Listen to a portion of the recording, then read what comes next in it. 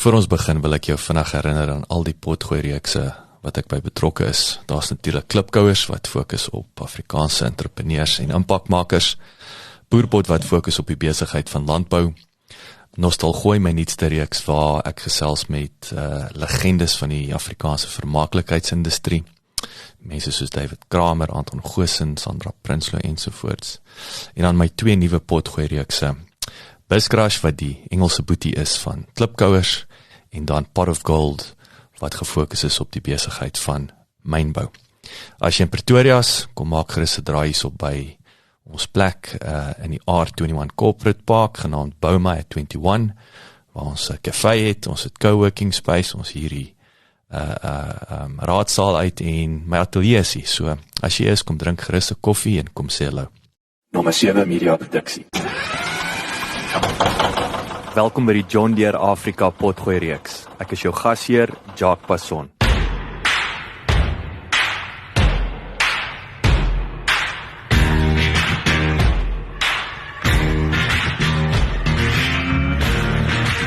Thabo van Sail is nie alleen 'n suksesvolle mielieboer van die Vrystaat, maar het onlangs ook Syngenta se Leadership Academy for Agriculture program suksesvol voltooi. Volgens hom het die kursus weer eens benadruk hoe belangrik effektiewe leierskap en kommunikasie in die landbousektor is. Hierdie Wesselsbron boer gesels ook pad langs met my oor die uitdagings wat uiterste klimaatstoestande bied, die belangrikheid daarvan om te diversifiseer in die transformasie wat boerdery ondergaan het oor die afgelope paar dekades, dankzij meer gevorderde toerusting en tegnologie. Soos Thabo tereg opmerk, wat landbou betref, is normaal nie meer normaal nie. Lekker leer en lekker luister. Thabo, vertel ons 'n bietjie meer van jouself. Jy weet, waar is jy in die wêreld? Waar het jy groot geword? Jou familie? En wanneer het jy weet amptelik begin boer en hoekom het jy besluit om te boer? Jacques, dankie vir die vraag. Ek is Thabo van Sail. Ek boer tussen Wesselsbron en Botawil in die naby die losdwelingsgraansilo. Ons noem onsself ook die losdwelingsomgewing. My naam is eintlik ek het 'n stel voorletters vir 'n naam is WH van Sail en almal wat my ontmoet wil altyd weet waar kom die woord Thabo vandaan, maar dis 'n bynaam wat ek in die huis gekry het, so ek het myself op universiteit begin Thabo noem, my pa dieselfde naam WH, en om confusion uit die pad te ruim, het ek myself Thabo gedoop toe ek terugkom op die plaas en begin boer, sodat as jy iemand bel, dat mense ten minste weet moet watter van sy hulle praat. Ek het wel het waai gemaak in Pretoria, by Pretoria Universiteit. Ek het BSc Agriek geswat met hoofrigting landbouekonomie. En ek het myself toegerus daai tyd om meer na die ekonomiese sy te kyk as na die landbougoed. Ek het vir myself gesê, wat ek van landbou wil leer, sal ek by my pa leer. Nou dat ek ouer is, sien ek dat daar tog goed is wat ek op universiteit dalk sou meer aandag kon aan gee om myself meer te skool, maar ek is tevrede met dit en die pad wat ek geloop het. So dis vir my lekker. Ek het in 1998 begin boer. So ek het ook nog wat 22 jaar ondervinding dan. En Jacques, ek moet sê, dink hoe meer jare, hoe meer ondervinding het jy, maar die laaste 4-5 jaar in landbou, sê van 2015 af, was so stormagtig, dat normaal is nie meer normaal nie, en ek is op soek nog na die punt wat sê, wat is 'n normale jaar in graanproduksie in die Noordwes-Vrystaat. So die lewe het vir my baie interessant geraak na 20 jaar op die plaas. So ons moet baie dinge herontwerp oor hoe ons kyk na landbou. Ons moet leer om baie meer konservatief te wees en om meer dis uitdagings met dan te min reën en dan te veel reën en waar ek nie noodwendig 'n firm believer in global warming was 5 jaar terug nie. Met global warming definitief 'n rol in ons besigheid en in ons lewe kom speel. Wat so ek wil vinnig daarby aansluit. Jy weet toe ek so rukkie gelede daar met die rydsmanne gesels het, toe noem hulle ook hoe hulle die plantvenster al hoe kleiner word. Is dit ook iets wat julle ervaar of wat is wat maak global warming 'n realiteit vir julle op hierdie stadium? So, Jacques, net om terug te gaan na ons produksieseisoen van 2015-16. 2015 het ek skaars 50% van my landelye geplant kon kry, want ons het eers effektiewelik reënval gekry hier van die 7 en 8 Januarie af. Ja. In 2018-19 het ons eers reën gekry die 28ste Desember. Wat dit verskriklik moeilik maak, want ons wil eintlik teen 16 Desember klaar mielies geplant wees. So, ons het daai jaar eers die 30ste Desember begin plant en geplant tot omtrent die 8ste, 9de Januarie. En dan kom ons uit 2 van die droogste jare in die geskiedenis uit, en dan vanjaar, in die 2019-20 jaar, trek ek vir die seisoen van, as ek 'n 12 maande tydperk vat, staan ek nou op 1000 mm reën, waar ons normale reënval net 500 mm is. So is nou weer aan die ander ekstreem. Dis nou weer die totale teenoorgestelde ekstreem. Ja, so van een van die droogste jare in die geskiedenis na een van die natste jare in ons geskiedenis. So dit is nogal, ek dink as ek nie geglo het in global warming nie, moet ek nou begin glo daarin. So ek dink dis waar ek is. Ja, dis baie interessant. So kom ons gesels nou 'n bietjie zoom in op die boerdery. Waarmee boer jy en hoekom? Jacques, ons boer tans met oorsaaklik mielies, oorsaaklik somergraangewasse. So ons boerdery bestaan uit so 75% mielieproduksie en 25% sojaboneproduksie. Die sojabone het ons so 5 jaar terug begin, rondom 2015, en dis 'n gewas wat ons nog baie van leer. Ons probeer nog uitwerk aan sy stabiliteit hier in ons omgewing. Die wat ons die verskriklike laat reënseisoene gehad het ons nie baie gehelp in ons leerproses. So ons leer nog baie, maar een ding wat ons wel gesien het is dat sojabone 'n uitstekende wisselbou gewas is, en dat ons dramatiese opbrengsverhoging kry op ons mielieproduksie in die opvolgende jaar. So dit is vir ons 'n baie lekker gewas om mee te werk. Dan is ons ook baie kleinskaalse beesboere. Ons het 'n Bosmara stoet. En ons die Bosmara stoet is eintlik te klein op ons eie produksieveiling te hou. So ons hou jaarlikse gesamentlike produksieveiling in 'n groep wat ons noem Valsrivier Bosmaras. Dis saam met ander stoetteler en dan 4 kommersiële boere, en so kry ons dan reg om ons beeste dan ook as 'n stoetery te bemark op so 'n produksieveiling. Hoekom Bosmara? Hoe lank kan ek sê teel julle manne met die beeste in daai omgewing al? Jacques, dis iets wat my pa begin het. Ek dink dit was in 1983. So ek was 'n baie klein seentjie geweest. Ek sonder om my ouderdom sleg weg te gee, ek was in standaard 1. So ek was 'n klein seentjie, my pa het met ons Bosmaras begin. Ek dink dis 'n beesras wat op sy teeling en sy fondasies is gebou op wetenskap, op sterk meting en beoordeling. So elke kalf word geweeg, sy ma word geweeg, alles word konstant geweeg en gemeet. So jy kan fisies jou vordering wetenskaplik toets. En ek dink dit is lekker. Dan is die Bosmara ook, ek dink, baie goed aangepas vir Suid-Afrikaanse toestande, en ek dink dis die grootste beesras in Suid-Afrika. So jy sal altyd 'n koper kry vir jou diere. Ek dink dit is die ander ding. Jy het nie 'n eksklusiewe ras wat dalk ekstreme hoë pryse kan kry, maar jy sal altyd kopers hê vir jou bulle en jou vroulike diere. So dit klink vir my die Bosmara is die Toyota van die beeswêreld. Ek dink so, ek dink dit is goed saamgevat, ja. Wat beskou jy as die moeilikste deel van boer? Jacques, ja, ek moet vir jou sê, tot 5 jaar terug het ek gedink boerdery is baie maklik. Ek dink die goed wat groot uitdagings bied is seker, die moeilikste ding is seker die ding wat die grootste effek op jou winsgewendheid het, en dit is die bemarking van ou se graan.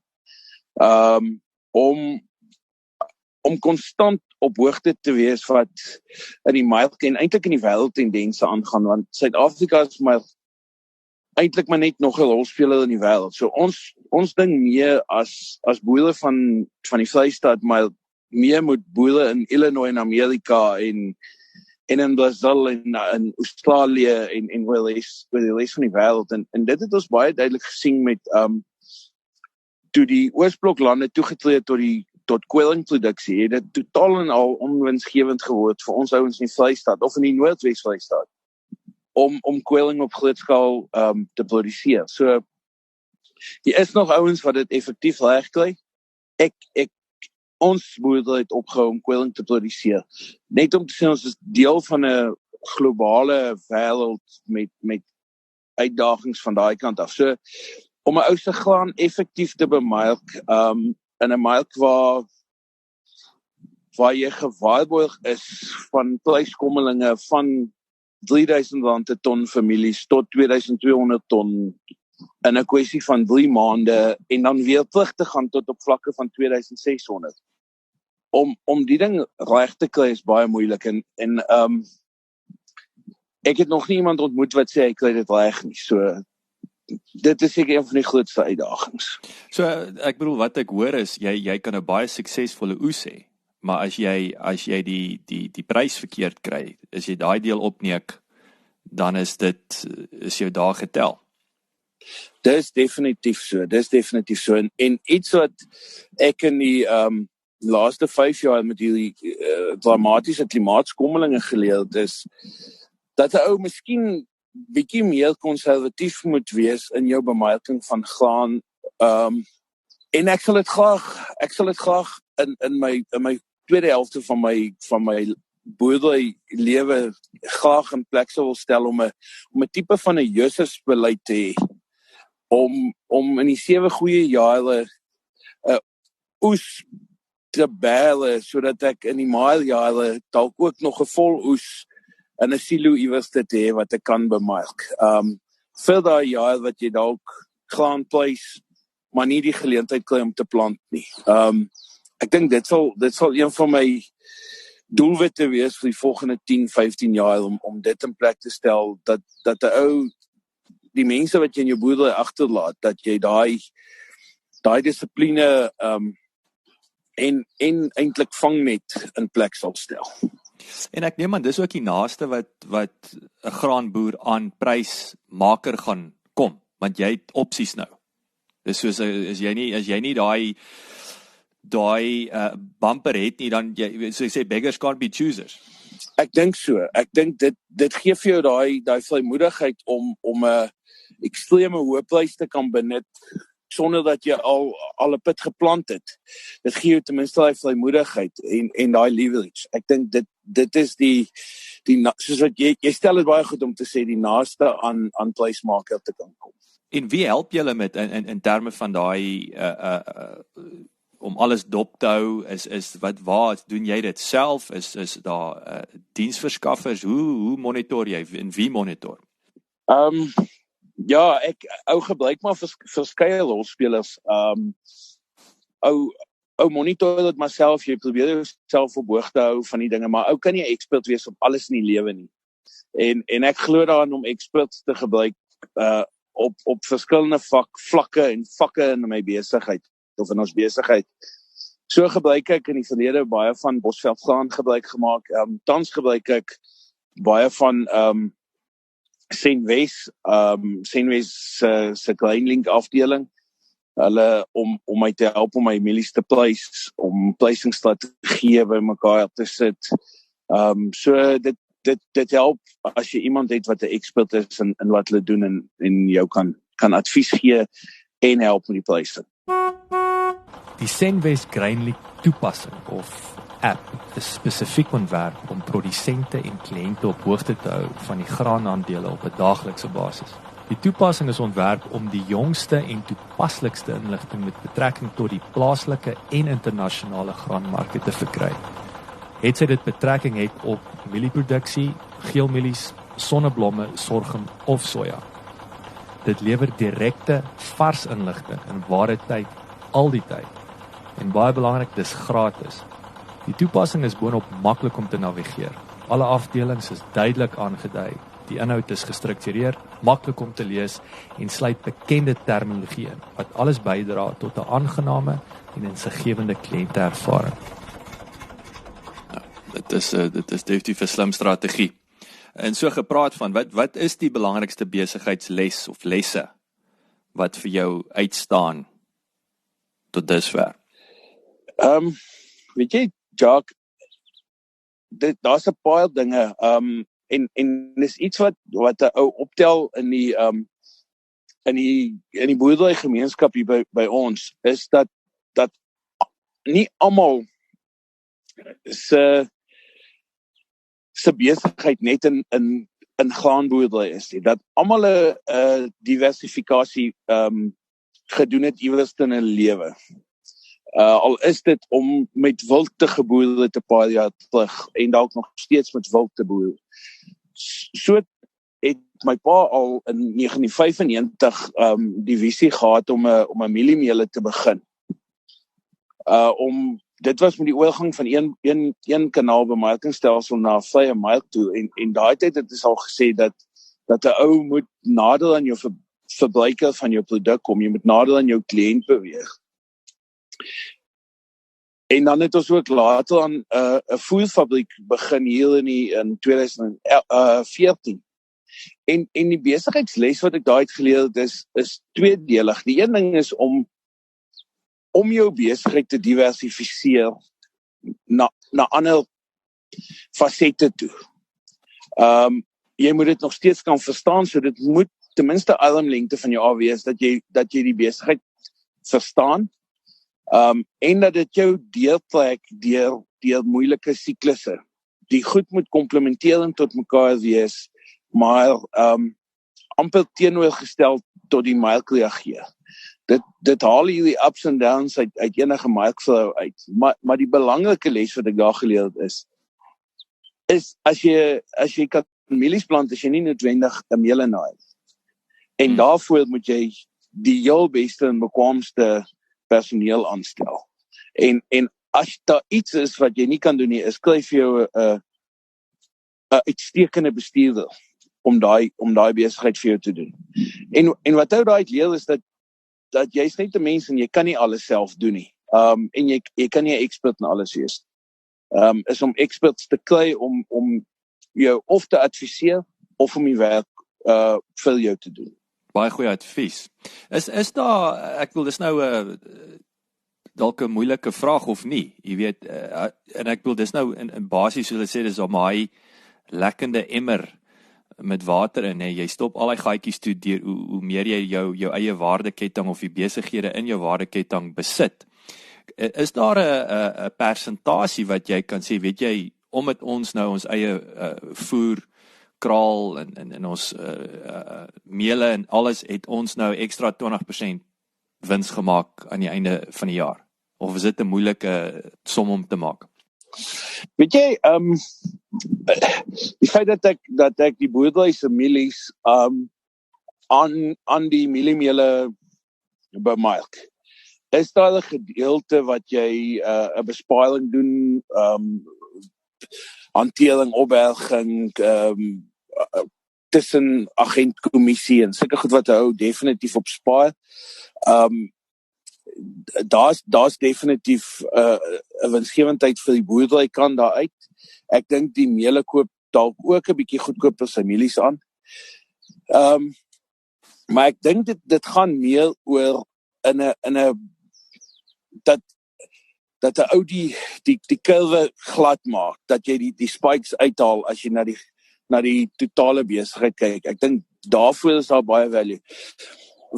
Wel ook tussen die mieliemeele en die voerfabriek, waar ons eie chop verwerk in die voer in, is daar ook weer 'n besparing aan die een kant en 'n addisionele wins by die mieliemeele kant, omdat jy weet agente en groot vervoerkoste en sulke goed uitskakel. So ja, ek dink daar is klein winsies daarin, maar ek dink die groot voordeel van dit is meer die verskansings of die risiko verskansings-effek daarvan.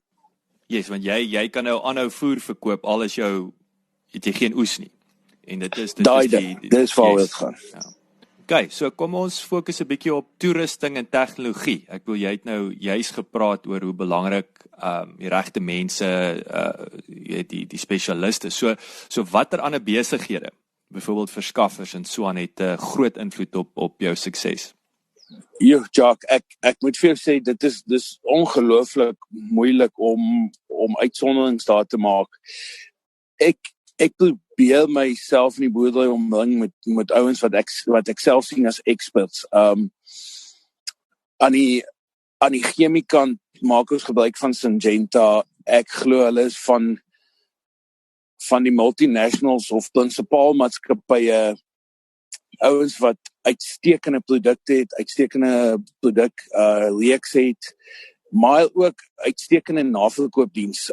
Jy weet, een ding met enigiets is niks loop sonder foute nie. En wat ek met Syngenta ervaar het is, sodra daar iets insluip wat nie lekker was nie, het hulle by hulle produk gestaan en my absoluut 100% ondersteun. So op produkkennis sien ek hulle as 'n vlak dalk bo die res, maar ook met naverkoopdienste is uitstekend. Ons doen graag besigheid met Omnia Kunsmis. Ek glo hulle het 'n premium produk, hulle lewer 'n premium diens, en die inligting wat ons uit hulle landboukundige diens kry is van ons skatbare waarde. Hulle hanteer ook ons presisie boerdery faset vir ons met kunsmis aanbevelings, plantestand aanbevelings op presisie boerdery vlak. Dan ek meen die grootste impak van tegnologie op ons bedryf is waarskynlik in die saadkant waar ons in die vroeë 2000s GMO tegnologie bygedra het met BT en Roundup Ready. Ek dink dit het seker in my tyd die grootste impak op die landbousektor gehad met opbrengsverhogings van meer as 15%. Sure. Was baie. Ja, ek meen voor GMO tegnologie was ons langtermyn gemiddeld op mielieseker waarskynlik omtrent 4.8 ton, waar ons nou na vlakke bo 6 ton toe kyk, jy weet, en dit is absoluut GMO tegnologie. So die uitdaging van op jou vorige vraag, wat is die groot uitdaging vir die toekoms is die winsgewendheid van boerdery het nou so op 'n mespunt gekom dat 'n ou so gedryf is om vir daai laaste ton, dat 'n ou se insetkoste het so 'n wesenlike rol begin speel dat 'n ou nie meer kan bekostig om te mis in 'n seisoen nie. So die risiko van landbou het wel in my 20 jaar voel ek het amper verdubbel. Dit voel waar jy sê in die verlede 40% van jou langtermyn gemiddeld moes oes om gelyk te breek, het daai vlak nou gelig na omtrent 70%. So ek dink die risiko van graanproduksie het aansienlik verhoog in die laaste 20 jaar, dink ek. So maar ek wil sê dit klink gepas dat die risiko het verhoog, maar die opbrengs is ook hoër. So dis weer daai punt, maar ten minste jy word beloon vir die risiko. Jy word beloon vir die risiko, definitief, ja. Jy weet, dan van ander diensverskaffers wat ons gebruik maak is, ons maak gebruik van John Deere trekkers. Ek moet sê, een ding hier in ons omgewing, ek dink in Wesselsbron het John Deere omtrent 'n markandeel van 90%. En die lekker daarvan is dat jy het altyd milk vir jou trek, 'n tweedehandse milk. So dit is lekker. En dan doen John Deere sy diensverskaffing deur Senwes. En Senwes lewer tans vir ons uitstekende diens op Wesselsbron met hulle werksontwikkels. So ek moet vir jou sê, om te kan boer moet jy so hande vat met die ouens in die industrie. Want jy kan dit nie meer op jou eie doen nie en ek dink nie jy kon nou ooit nie, maar dis nou absoluut meer kardinaal om eintlik besigheidsverhoudinge en verbintenisse te vorm met al jou diensverskaffers. En jou te omring met die experts en die beste in die industrie. Sê vir my, ek wil nou 'n bietjie fokus. Ons het nou gepraat oor chemikalie, genetika, natuurlik met die GMO. Jy weet, en al hierdie tegnologiese vorderinge. So ons het nou gepraat oor die John Deere trekker, so die masjinerie op sigself, hoe dit verander met die tyd. Want ek weet ook dis die presisieboerdery, dit speel ook 'n groot rol of 'n groot fokus vir die masjinerie maatskappye, wil ek sê. Ek moet sê, mekanisasie het waarskynlik een van die grootste uitgawes in 'n saaiboer se lewe geword. Vervangingskoste van toerusting het astronomies toegeneem. So jy moet jou omring met ouens wat die backup kan gee, want weer eens alle masjinerie breek. Dit is wie gaan jou die vinnigste weer in die gang kry? Maar die verandering van tegnologie, toe ek begin boer het in die laat 90's, het ons op 'n 3-ry 5-voet stelsel gewerk. 1,5 meter lye, soos planterswerk wat 4,5 meter was. Alles was meganies aangedryf, en jy het een plantestand en een kunsmisluit gehad. Ons werk nou met 'n 14-ry.76 masjinerie, goed wat 12,5 meter wyd is. Ons trekkervloot het verander van 'n groot wildwool van 70 kW trekkers na 2 of 3 trekkers wat 250 kW of meer het. So ons het 'n hele transformasie gehad van minder toerusting, wyeer toerusting, en om langer ure nie te wag te werk. So ons werk baie 24 uur skofte om die werk te doen. Dis maar as jy 'n fabriek sou bou en hy werk net 8 uur in die dag, kan ek jou waarborg, gaan jy sukkel om wins te maak. 'n Fabriek wat jy bou en 24 uur 'n dag werk, is obviously baie meer effektiewe benutting van die meganika en die kapitaal. En so is dit maar in 'n boerdery ook. Ons probeer baie van ons aksies met groter masjiene doen en langer ure te werk. Wat's die grootste uitdagings en geleenthede met die gemeenskap en plaaswerkers op die oomblik? Jacques, weet jy, ek dink die grootste uitdaging is opvoeding en opleiding. Ek kan nie vir jou sê hoeveel van my plaaswerkers het in die laaste 10 jaar by my aangeklop om hulp, om hulle kinders te help finansier op een of ander universiteit of college.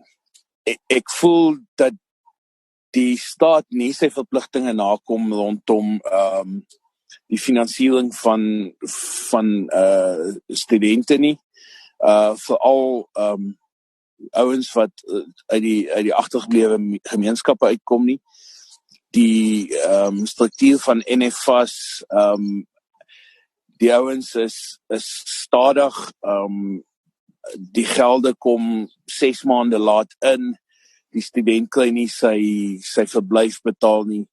En dan die ander groot uitdaging is dat die studente wat van die plaas afkom, sukkel ongelooflik om die stad aan te pas.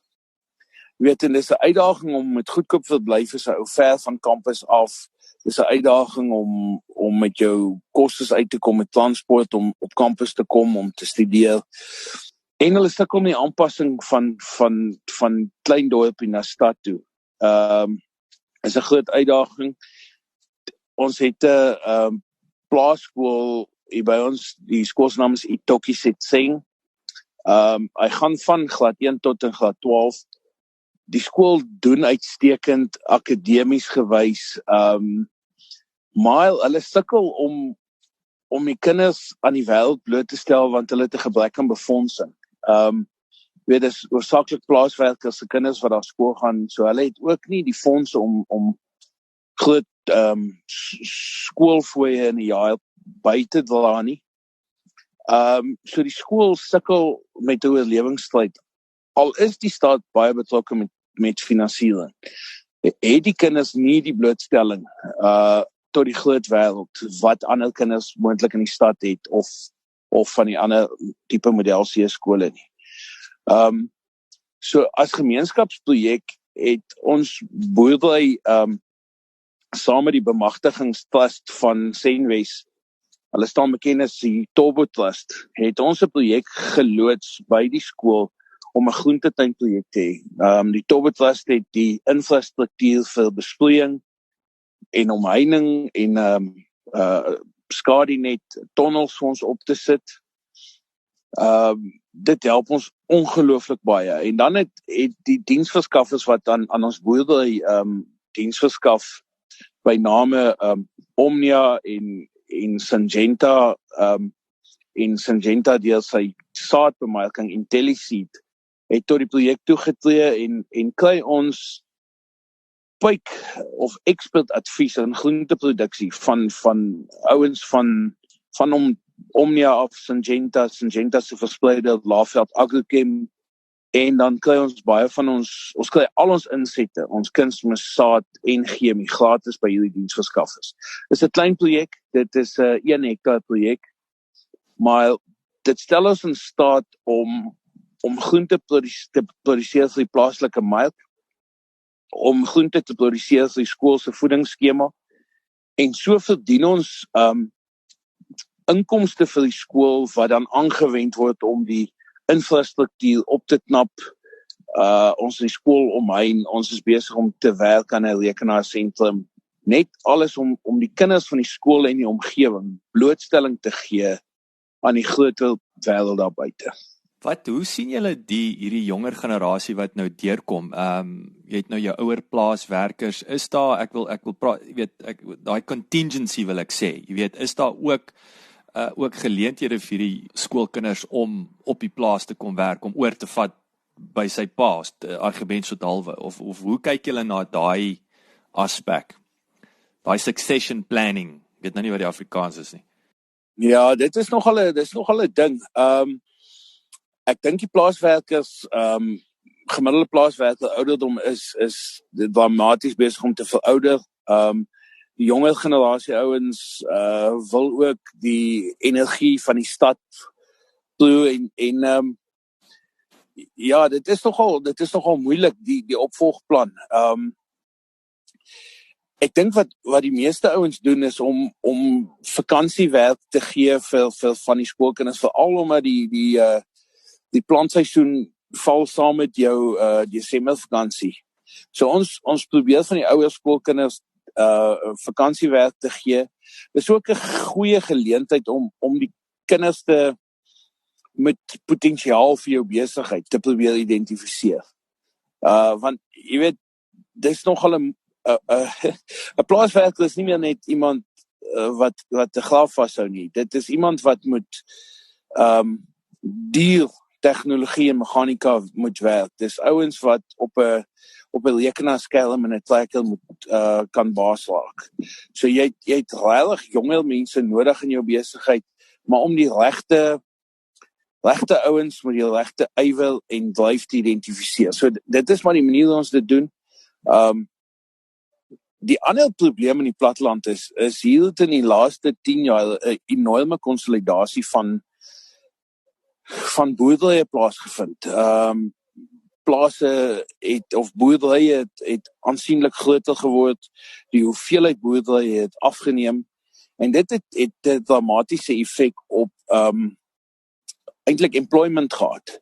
So, jy weet, die boer koop dalk 'n ander boer se plaas, maar hy neem net 1 of 2 van sy 10 of 12 werkers oor.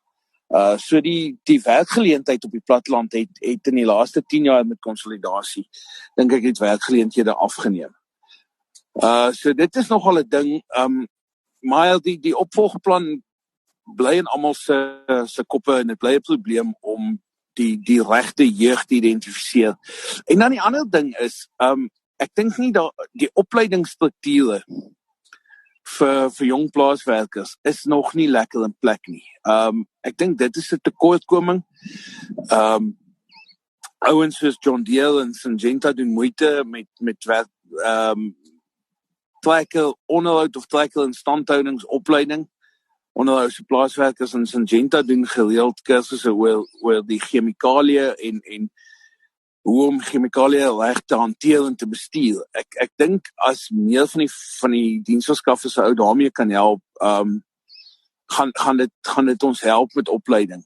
En miskien 'n program loods om hoërskoolkinders blootstelling te gee aan sulke tipe goed, soos hoe om 'n trekker te diens. Al gaan die ou nie in die sektor in nie, dink ek sal dit uitstekende blootstelling wees.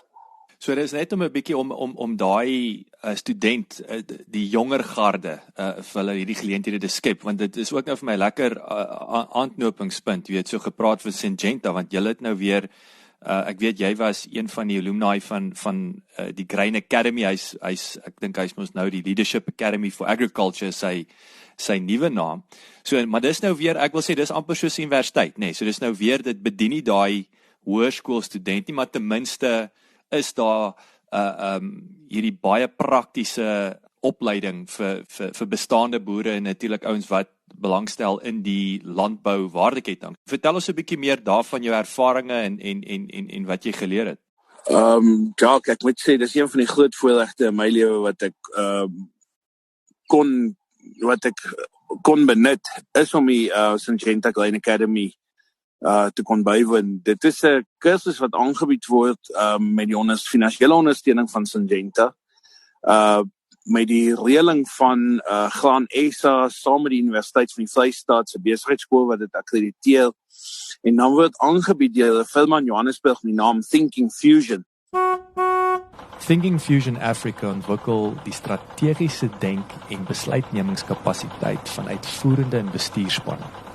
Hulle ontwerp en lewer sowel verpakte as aangepaste programme en prosesse vanuit hul erkende intellektuele eiendom op die gebiede van strategie en kultuur, ontwikkeling en navorsing. Think Fusion Africa skep waarde deur denke. Hulle modelle en raamwerke is wetenskaplik gefundeer en daag konvensionele denke uit. Hulle ontwikkel nuwe insigte deur navorsing en verryk voortdurend hul denkmodelle. Die vlaggeskipprogram ontwikkel die leierskapasiteit van senior leiers, individueel sowel as in spanverband, met 'n sterk strategiese fokus en teen 'n pas wat die profiel van die senior leiers pas. Nou dit is uit en uit, ek dink 'n leierskapskursus, selfontwikkelingskursus, 'n persoonlike groeikursus. Die kursus se naam is Leadership in the Connection Economy, en in hierdie wêreld van tegnologie en WhatsApps en e-mails kom dit by 'n punt dat ons sê die wêreld is so connected dat hy amper disconnected geword het, dat daar nie meer persoonlike skakeling is tussen mense nie, en dat 'n ou ietsie van dit verloor. En dat 'n ou net weer sê hoe belangrik dit is om persoonlike skakeling met mense te maak en jou te omring met experts en om jou besigheid so te struktureer en te sê dat 'n verskaffer van jou nie net 'n verskaffer is nie, maar hy's 'n besigheidsvernoot van jou. Ek dink dis iets wat ek besef het in daai kursus, en dat 'n ou in jou besigheid eintlik daarop gespoei moet wees, nie om 'n produk aan iemand te verkoop nie, maar om vir hom 'n oplossing te bied.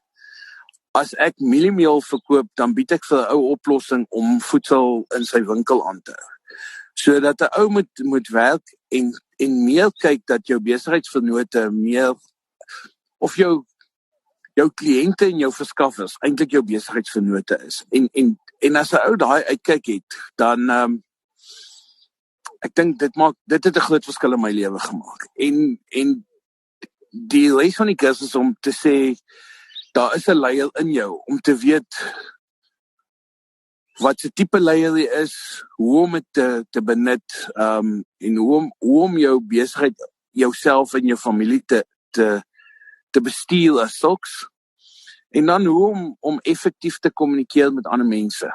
Ek dink, dis een van die groot probleme in die wêreld, is dat mense nie reg kommunikeer moontlik nie. Ek dink dis hoekom daar mense verstaan mekaar nie, want mense kommunikeer dalk nie reg nie. Ek dink dit is die goed wat ek geleer het by Glen Academy, en as enige boer enigstens die geleentheid het om die Glen Academy, of soos dit nou staan, die Leadership Academy te kan bywoon, moet hy dit asseblief met al 2 hande aangryp.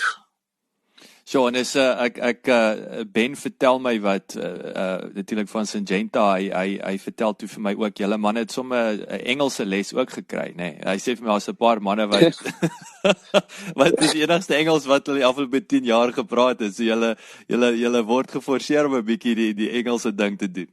Weet jy hoeveel selfvertroue gee dit jou om met enigiemand skielik in Engels te kommunikeer?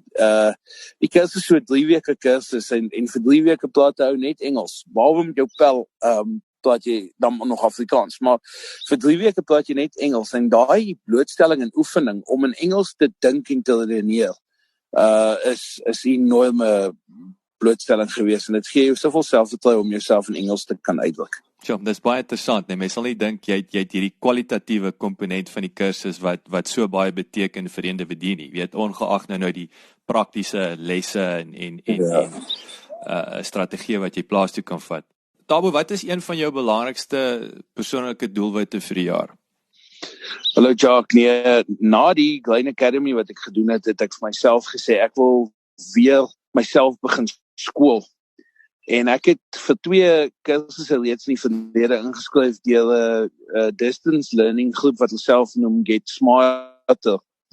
Hulle bied kursusse aan van groot universiteite oor die wêreld, Stellenbosch, UCT, maar ook selfs Harvard, dink ek, en London School of Economics. En ek sal graag in die volgende 12 maande weer wil inskryf vir so 'n kursus, spesifiek 'n kursus in managerial finance of besigheidsbestuur, deur die London School of Economics. Dis 'n 7 weke kursus, en net om weer te kyk na balansstaatbestuur, inkomstestaatbestuur, besigheidsontleding en sulke goed.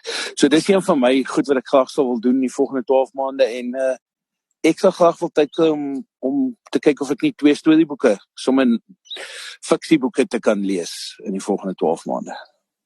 Watter gewoontes dra by tot jou sukses? Sjoe jong, as 'n ou partykeer krities na jouself kyk, dink jy het meer slegte gewoontes as goeies. Ek dink is die waarheid vir die meeste van ons, maar daar is 'n ligpunt. Weet jy, ek probeer myself positief instel, om positief te kyk na dinge. Ek dink dit is een van die gewoontes wat ek probeer om myself te dwing. Daar is definitief daar wat 'n ou negatief en pessimisties is oor dinge. Ek kan myself baie pessimisties uitdruk ook, maar gelukkig doen ek dit so 1 of 2 maal net om myself weer te oortuig dat dit nie so erg is nie, en om dan weer positief na iets te kyk en na die toekoms te kyk. Dit is soos daai storie van die boer wat 80 jaar oud was, en toe hulle vir hom vra, oom, wat was jou beste jaar op die plaas? Toe sê hy, wat volgende jaar? En ek dink as 'n ou daai uitkyk het, om tog tevrede te wees met wat in jou lewe gebeur, en dit wat jy bereik het, en om suksese te erken, maar om nog steeds te mik om volgende jaar dit beter te doen, en positief te wees om te sê, volgende jaar gaan 'n goeie jaar wees. Laat my dink aan 'n haai wat as hy ophou swem, gaan hy dood, nee. So dit is uit en uit net daai konstante groei. Of groei of dood. Daar's nie 'n tussenin nie. Ja, ek dink so. Ek dink dis waaroor dit gaan. Wat se tegnologie, of dit nou 'n app of sagte ware is, beïndruk jou? Of wat hou jy van om te gebruik? Of kan jy sonder klaarkom nie? Weet jy, ek dink enige boer in die saai boer in die land of in die Vrystaat, as jy sy foon gaan kyk, gaan hy waarskynlik 7 weel-apps op sy foon hê. En ou kom by 'n punt wat jy besef nie een van die ouens weet iets nie. So ek dink my foon oopmaak ek dink weather apps, ek het Swordfish wat ek die milk volg, die Suffix milk volg. En dan as ek wil ontspan, dan kyk ek iets op Instagram en kyk, ek volg 'n paar interessante mense in die wêreld om te kyk, weet, wat doen hulle? Ek dink dis sommer wat ek doen vir ontspanning. So die apps wat ek die meeste gebruik is maar die nuus, die weer, en om my mark te volg. Ja, kyk nee, daai weer apps is darem maar 'n fascinerende ding, want ek het al soveel keer dan kyk ek vir my app en sê dit sonskyn en dan staan ek in die reën. So ek dink dit 'n paar keer al gebeur. Ja, ek het 'n vriend wat baie filosofiese woorde gespreek het. Hy's 'n sielkundige, en ek het die weer so dopgehou en dit wil nie reën nie en is al amper Kersfees en ons het nog nie geplant nie en alles. En toe sê hy, Tabo, jy kan na die apps kyk. Hy sê, maar as dit reën, is dit nat. So ek het ook al geleer om dalk maar net vir die weer om te wag vir die reën om uit die lug uit te val. So dit was vir my baie filosofiese woorde. En van daai dag af kyk ek al baie minder na daai weer apps, moet ek sê. So wat is die een stukkie raad wat jy die jonger Tabo sou wou gee? Ek dink een ding waaroor ek dalk spyt is dat ek eers op ouderdom van 40 omtrent die Glen Academy bygewoon het. Ek sou dit op ten minste 10 jaar vroeër wou bywoon as ek kon. Dis is baie van die lesse wat ek geleer het op die Academy, sou ek vir myself oorblaas. Ek het myself op 'n stadium baie onttrek uit dinge soos landbouorganisasies en nie betrokke geraak by dit nie. Ek dink een ding wat ek vir jonger Tabo sou sê is raak betrokke by jou gemeenskap, wees betrokke by jou gemeenskap, wees betrokke by landbouorganisasies. Dis jou geleentheid om te skryf aan die toekoms van jou omgewing, aan die toekoms van jou gemeenskap en om te help skryf aan die toekoms van landbou. Ek dink ou kan so vir jouself sê dat it is what it is and it will be what it will be. Maar jy het die geleentheid om 'n stukkie daarvan, om jou stempel op 'n stukkie van jou omgewing en van die toekoms van die omgewing te kan bydra of om 'n stempel daarop te sit. En ek dink baie mense skram weg van dit af, maar ek dink nie die wêreld is waar hy vandag, omdat mense weggeskram het van daai verantwoordelikheid af nie. So, ek sal vir myself sê, raak definitief meer betrokke by jou omgewing. Dit sal ek vir myself en vir ander boere wil sê. En as jy nie opdaag op die speelveld nie, dan kan jy nie speel nie. So eenvoudig soos dit. Ek dink dis dit, ja. En al is jy nie die een wat die drie gaan druk op die speelveld nie, is jy maak tog 'n impak op die spel. En ek dink dis waaroor dit gaan. Is om net 'n impak te maak waar jy is. Tabo, verskriklik dankie vir jou tyd, man. Ek het nou so lekker met jou gesels. Ag, dankie Jock. Ja, dit was 'n lekker kuier en gesels. Jy weet 'n heerlike dag hê. Dankie weer eens vir jou tyd. Ek waardeer dit. Sal doen wel. Ek hoop jy kry iets uit hierdie inligting uit. Hoor, mooi dag. Nee, is goud. Baie dankie. Tot sien. Okay, bye.